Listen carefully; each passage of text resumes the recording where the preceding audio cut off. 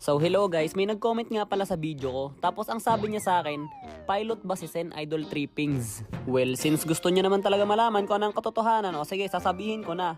Eto ha, lahat ng sasabihin ko ngayon purong katotohanan lang. Walang halong biro, walang halong joke, walang halong sago. Anyways, matagal ko na rin kasi talagang kilala si Sen at matagal na rin kaming magkaibigan. Kaya siguradong sigurado talaga ako sa bagay na to. Minsan na kami nagkasama, minsan na rin kami nagbanding. Marami na kami nagawa ng bilang magkaibigan, no. So, eto nga, yung katotohanan talaga is dati nung nandun ako sa bahay nila para makitulog.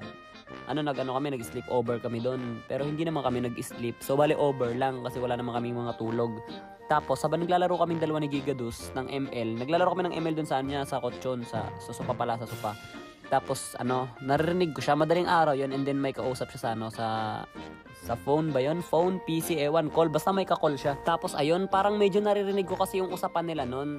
At nung narinig ko yung usapan nila, dun ako nakasigurado. Nung una, medyo nagulat din ako. Tinanong ko pa nga siya kung talaga bang seryoso siya dun sa ginagawa niya. Sabi niya, seryoso naman daw talaga siya. So ayun, base sa mga nalaman ko, si Sen ay hindi isang pilot. Call center agent siya. Kasi yung may kausap siya sa call, kliyente niya yon. Hindi nga siya marunong mag-drive ng airplane tapos wala rin siya ng uniform ng mga piloto. Paano siya magiging piloto?